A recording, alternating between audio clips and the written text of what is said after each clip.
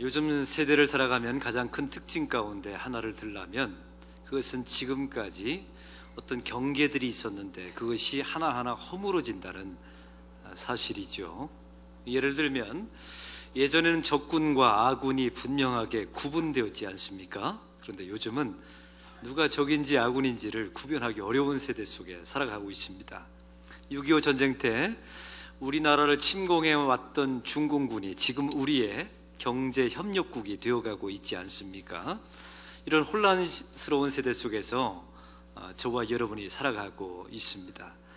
또한 각 대학들을 보면 학문의 통폐합들이 이루어지게 되어서 과에 대한 경계와 구분이 허물어지는 모습들을 또한 보게 됩니다.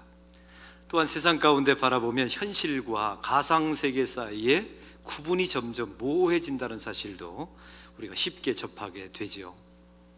그래서 젊은 아이들 가운데 이 가상현실에 심취했던 아이들이 현실 세계에 적응하지 못하는 그런 병리 현상도 쉽게 우리가 발견하게 됩니다. 우리 사람의 인간의 몸도 마찬가지입니다. 어디가 생명이고 어디까지가 죽음인지, 어디가 기계이고 어디가 사람인지 구분이 안 되는 지경까지 가버렸습니다. 제가 아는 분은 심장 박동기를 달고 살아가시는 분들이 계세요. 옛날이면 다 돌아가실 분인데 문명의 이 길을 만나서 살아계신 것이죠. 그런데 생상해 보면 그 심장 박동기가 꺼지면 그분은 살 수 있을까요? 돌아가실까요? 돌아가실 수밖에 없습니다. 그러므로 살아있는 것입니까? 죽어있는 것입니까? 도대체 사람일까요? 기계일까요? 어디까지 구분이 되는 것입니까? 참 혼란스러운 세대 속에서 살아가고 있습니다. 인간과 기계의 구분이 모호한 시점에 우리는 새로운 세대를 살아가고 있습니다. 얼마 전에 간통법이 폐지되었습니다. 절대적일 것처럼 여겨졌던 법률들이 시대에 따라 폐지되는 것들을 우리가 보게 됩니다. 이런 상황을 접하면서 우리는 새로운 제너레이션, 이머징 제너레이션을 살아가고 있다라고 우리가 표현을 하게 됩니다. 사랑하는 성도 여러분, 이렇게 새롭게 세상이 변화되어져 가고 놀라운 도전들이 지금까지 한 번도 경험해 보지 못했던 세상들이 우리에게 찾아오고 있는데 여러분은 이 세상에서 어떻게 버티고 계십니까? 오늘 말씀에 보면 이와 비슷한 장면이 오늘 성경에 나와 있습니다. 우리 예수님께서 십자가에서 죽으신 지 사흘 만에 부활하셨죠. 그리고 예수님께서 승천하시기 전까지 40일간을 제자들과 함께 하셨습니다. 지난주에 말씀을 나눴던 엠마오 도상의 두 제자와 주님께서 동행하셨습니다. 그리고 11명의 제자에게 예수님께서 2번이나 나타나셨습니다. 그런데 한 가지 이상한 점이 있습니다. 예수님께서 이 땅에 오신 목적이 무엇입니까? 인류 구원의 대속을 위하여 십자가를 지러 오신 것 아닙니까? 예수님이 십자가를 지셨습니다. 우리의 대속의 역할과 목적을 달성하셨죠. 그리고 우리를 의롭다 하기 위해서 부활하셨습니다. 그러면 예수님께서 이 땅에 오신 모든 목적이 성취된 것 아닙니까? 우리 예수님은 그냥 승천하시면 됐어요. 그런데 40일 동안을 제자들과 함께 머무십니다. 육체를 입고 말이죠. 그 40일이라는 기간이 왜 예수님에게 제자들에게 필요했을까요? 예수님이 승천하신 후에 한 번도 이 제자들이 상상해 보지 못했던 새로운 세대, 새로운 환경이 펼쳐질 것을 예수님께서 아셨던 것입니다. 그래서 그 제자들을 대비시키기 위해서 예수님이 40일 기간을 제자들과 함께 하셨던 거예요. 우리 예수님께서 오늘 본문에 말씀하십니다. 너희들은 예루살렘 성에 내가 너희들에게 약속한 것을 기다리라. 그 약속한 것이 무엇입니까? 성령님이십니다. 그 성령의 능력을 힘입을 때까지 너희는 사역하지 말고 기다리라 라고 말씀하십니다. 약속하신 성령을 말씀하시죠. 아마 제자들이 이렇게 말했을 거예요. 예수님, 그 생뚱맞은 성령님 말씀하지 마시고 그냥 예수님이 함께 계셔 주세요. 그냥 예수님이 우리와 함께 계시고 우리와 동행하시고 엠마오 갈 때 함께 하셨던 그런 것처럼 저희와 함께 하면 되지 않습니까? 라고 말했을 것입니다. 그런데 여러분, 예수님께서 승천하시고 예수님의 영이신 성령님을 이 땅에 보낼 수밖에 없는 이유가 무엇입니까? 이 제자들이 처한 상황이 예수님과 함께 있었던 상황과 전혀 달라지기 때문에 그렇습니다. 우리 예수님이 공생의 기간 동안에 다음과 같은 예언들을 하셨어요. 첫 번째, 너희들은 엄청난 미혹에 시달릴 것이다. 세상 사람들이 너희를 죄짓게 만들 것이고 타협하게 만들 것이고 세속화되도록 너희들에게 계속해서 죄를 짓도록 추궁할 것이다. 이걸 주님께서 예언해 놓으셨습니다. 정말로 제자들은 얼마나 많은 핍박과 얼마나 많은 배교를 종용받았는지 몰라요. 그리고 예수님께서 두 번째 예언하시죠. 그런 세상과 더불어 타협하지 않으면 너희에게 엄청난 시련과 핍박과 죽음이 찾아올 것이다. 여러분 한번 생각해 보십시오. 미혹이 찾아옵니다. 핍박이 찾아옵니다. 더 큰 문제가 발생했어요. 이제 예수님은 승천해 버리시고 예수님이 보이질 않는 겁니다. 더 심각한 것은 이제 제자들이 뿔뿔이 흩어져서 소아시아 7지역에 다 흩어져 버린 겁니다. 핍박을 받아서 말이죠. 이제 함께 드릴 예배도 없습니다. 옆에서 서로 격려해 줄 성도들 없는 겁니다. 공생의 기간 동안에 예수님께서 위로해 주시고 말씀을 주시고 축복해 주시고 격려해 주셨던 그 예수님도 승천해 버리셨다니까요. 이런 상황이 벌어질 것을 예수님께서 아셨던 것입니다. 그래서 육체를 입으신 예수님은 승천해 버리시고 예수님의 영이신 성령님을 보내주시겠다고 약속하십니다. 할렐루야. 왜요? 흩어져 버린 그 제자들에게 그걸 디아스포라라고 말하죠. 흩어진 하나님의 백성들에게 그 삶의 현장 가운데 성령께서 영이시 하나님께서 오셔서 그들을 위로하시고 함께하시고 동역하시고 그들에게 능력을 공급해 주기 위해서라고 성경은 말씀하고 있습니다. 성령님으로 이 땅에 오신 것은, 영으로 오신 것은 시간과 공간 제약을 뛰어넘어 이제는 삶 가운데, 현장 가운데 함께 하실 그런 역사를 이루기 위하여 영이신 하나님께서 이 땅에 오신 줄로 믿습니다. 사랑하는 성도 여러분, 여러분은 세상 속에서 성도로 살아가고 있는 것 맞으시죠? 여러분 직장 속에서 사도로 제자로 살아가고 있는 것 맞으시죠? 여러분은 교우들도 옆에 없을 겁니다. 여러분이 직장 속에서 목사가 들어갈 수 있습니까? 목사가 들어갈 수 없지요. 함께 드릴 수 있는 예배도 없지요. 여러분은 그곳에서 어떻게 버텨내십니까? 여러분 그 삶의 현장 속에서, 직장 속에서 하나님의 나라 방식으로 살아내려고 여러분은 누구의 도움을 받으시나요? 오늘 성경은 말합니다. 성령님의 도우심을 받으라는 것입니다. 성령께서 오신 목적은요, 여러분 방언이 필요할 때 방언을 터뜨려 주시려고 성령께서 오신 것이 아니랍니다. 여러분이 병들었을 때 여러분의 질병을 고쳐주기 위해서 성령이 오신 것이 아니랍니다. 여러분이 심령이 컬컬할 때 북치고 박수치고 이러면 여러분의 심령이 해갈되는 것, 그런 것 때문에 이 땅에 오신 것이 아니랍니다. 성령이 이 땅에 오신 것은 여러분의 삶의 현장 속에서 사도로, 제자로 살아갈 수 있도록 격려하고 축복하고 함께하고 시간과 공간을 뛰어넘어 여러분과 함께 하시기 위해서 성령이 이 땅에 오신 줄로 믿습니다. 여러분 그래서 매일매일의 삶 가운데 성령의 내주하심을 고백하시기 바랍니다. 내 안에 성령이 계시고 그 내주하심을 인식하고 내주하심을 느끼고 고백하고 그 내주하신 성령님과 교통하고 말을 거십시오. 그분과 함께 하십시오. 그분과 동행하십시오. 곤란한 일이 생기면 그분에게 물어보십시오. 이래야만 이 다가오는 놀라운, 한 번도 경험해보지 못했던 이 세상 속에서 버텨낼 수 있다는 것입니다. 사랑하는 성도 여러분, 직장 속에서 기도할 때 성령님이 함께 하실 것입니다. 여러분의 가정에서 그 골방에서 흘린 눈물 가운데 성령께서 함께 하실 줄로 믿습니다. 저희 교회 유치부 아이가 있습니다. 유치부 아이들에게 우리 교역자들이 이렇게 가르쳤나 봐요. 여러분은 어린이이기 전에 사도입니다, 예수님의 제자입니다 라고 가르쳤답니다. 그러면서 추수감사절에 이런 설교를 한 거예요. 여러분, 짐승이 아닌 이상 사람은 감사할 줄 알아야 합니다 라고 이제 목회자들이 설교한 거죠. 그러니까 아이가 은혜를 받았나 봐요. 이 대목에 유치원에 가서 이제 밥을 먹는데, 식판을 놓고 밥을 먹는데 뭘 해야 합니까? 당연히 기도를 해야죠. 그래서 식판을 놓고 기도를 했네요. 근데 지나가던 아이들이 툭툭 치면서 놀리더랍니다. 야, 너 뭐하냐 하면서요, 이 아이가 이렇게 눈을 떴더니 앞에 있는 달걀이 사라져 버렸대. 옆에 있는 아이가 기도하는 순간에 갖다 먹어버린 거죠. 근데 이 교회학교 아이가, 우리 아이가 눈을 번쩍 뜨더니 이렇게 말했답니다. 너희들은 다 짐승이야. 이게 선생님이 깜짝 놀란 거예요. 애들한테 짐승이라고 말하니까요. 너 그게 무슨 말이냐 했더니, 선생님, 우리 교회 목사님이 그러는데요, 감사할 줄 모르면 다 짐승이래요.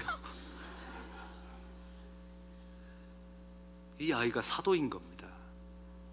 이 아이가 말씀대로 선포한 것이잖아요. 그 다음 날이 되었는데 아이들이 식판을 넣었는데 두세 명이 눈을 감고 기도를 하더랍니다. 왜요? 짐승이 되고 싶지 않으니까요. 보십시오, 하나님 나라 방식대로 살아내는 유치원생이 있잖아요. 그 아이는 아이이기 전에 사도인 것입니다. 그 아이는 예수님의 제자인 것입니다. 그 아이에게 그 유치원에 성령님이 함께 계신 것입니다. 그 성령님의 음성에 따라 그 아이가 외친 것입니다. 그리고 그 아이 때문에 그곳이 하나님의 나라가 된 것입니다. 성령께서는 바로 이것 때문에 이 땅에 오신 것입니다. 그러면 오늘 말씀 가운데 하나님이 약속하신 성령님이 하시는 사역이 무엇일까요? 오늘 성경 46절을 보십시오. 제가 읽겠습니다. 그리스도가 고난받고 제3일에 죽은 자 가운데서 살아날 것과, 이런 말씀이 나와 있죠. 성령께서 하시는 사역은 절대적인 진리를 회복시켜 주십니다. 한번 따라해 봅시다. 절대적인 진리를 회복시켜 주십니다. 지금 디아스포라가 되어서 흩어져 있는 제자들이 있습니다. 예수님은 승천해버리시고 보이질 않습니다. 함께 동역했던 제자들은 내 곁에 없습니다. 홀로 예배합니다. 홀로 기도하고 있습니다. 홀로 핍박당하고 있습니다. 죄 짓는 것을 종용받고 있습니다. 이런 상황 속에서 이 제자들에게 가장 필요한 것이 무엇일까요?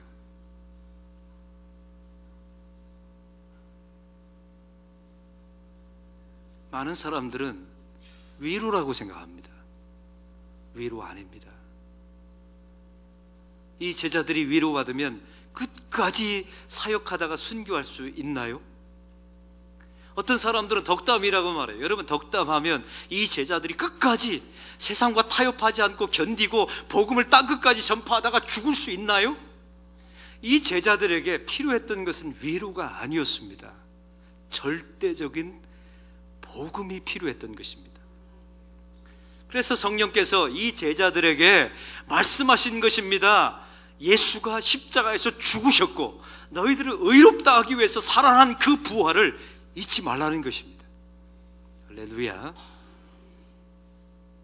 사랑하는 성도 여러분, 이 emerging generation, 이렇게 우리가 감당할 수 없는, 한 번도 경험해 보지 못했던 이런 세대가 다가오게 될 때, 저와 여러분이 생존하려면, 버텨내리시려면, 승리하시려면 절대적인 복음을 잃어버리시면 안 됩니다. 아프면 청춘이라고요, 이딴 소리 하지 마시고, 그건 인문학이 말하는 거고요. 이 시대 청년들에게, 이 시대의 이머징 제너레이션에게 필요한 것은 절대적인 복음입니다. 여러분이 매일매일 이런 세상 속에서 정신병 걸리지 않고 살아가려면 여러분의 가슴 속에 날마다 그 십자가의 은혜가 여러분의 삶 가운데 있기를 바랍니다. 우리를 의롭다 하시기 위해서 우리를 궁극적으로 승리케 하시는 그 예수님의 부활을 여러분의 가슴 속 깊이 고백하고 확증하셔야 합니다. 그래야 버텨낼 수가 있습니다. 할렐루야. 이 복음이 세상을 살릴 것입니다. 이 복음이 명확한 사람이 미혹당하지 않을 것입니다. 이 복음에 확증하는 사람들이요, 핍박을 끝까지 견뎌낼 것입니다. 어떤 교인들은 저에게 말해요. 목사님, 그 십자가 같은 어두운 얘기 하지 마시고, 목사님 좀 꿈에 대해서 얘기해 주시고, 비전에 대해서 얘기해 주시고, 좀 행복에 대해서 좀 얘기해 주세요, 이렇게 말하는 분들이 계십니다. 사랑하는 성도 여러분, 만약에 설교 가운데 십자가와 부활이 빠진다면 그게 설교가 되겠습니까?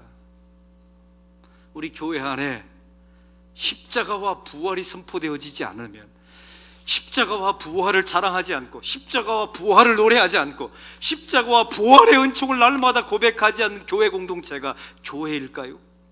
문화센터에 불과합니다. 교제단체에 불과해 버리고 말지요.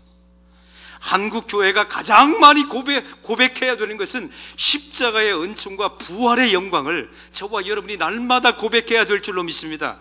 여러분의 삶 가운데 삶이 녹록하지 않을 거예요. 세상에서 쫓기면서 살 것입니다. 여러분, 그때마다 여러분의 심령 속에 그래도 십자가의 은혜가 있고 부활의 궁극적인 승리가 있다는 것이 여러분의 삶 가운데 고백되어지십니까?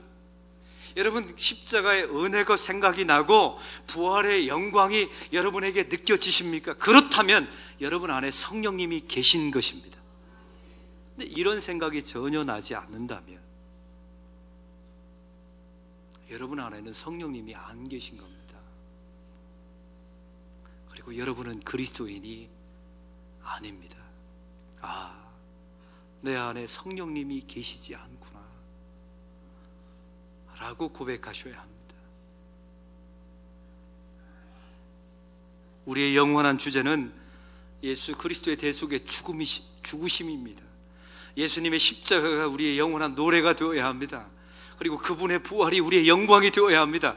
다른 영광을 추구하지 마시기 바랍니다. 사도 바울을 보십시오. 갈라디아서 6장 14절에 말합니다. 내게는 우리 주 예수 그리스도의 십자가 외에는 결코 자랑할 것이 없나니. 사도 바울은 자랑할 거리가 많은 사람이었습니다. 가말리엘 문화에서 똑똑하고 배운 것이 많은 사람이었죠. 로마 시민권이 있었던 사람이었습니다. 유대인 중에 유대인이었습니다. 그런데 말합니다. 십자가 외에는 자랑할 것이 없답니다. 이게 사도 바울을 버티게 만들어준 것입니다. 갈라디아서 3장 8절은 말하죠. 또한 모든 것을 해로 여김은 내 주 예수 그리스도를 아는 것이 가장 고상한 것으로 여김으로 세상의 이 모든 나머지 것들을 배설물로 여기노라. 할렐루야.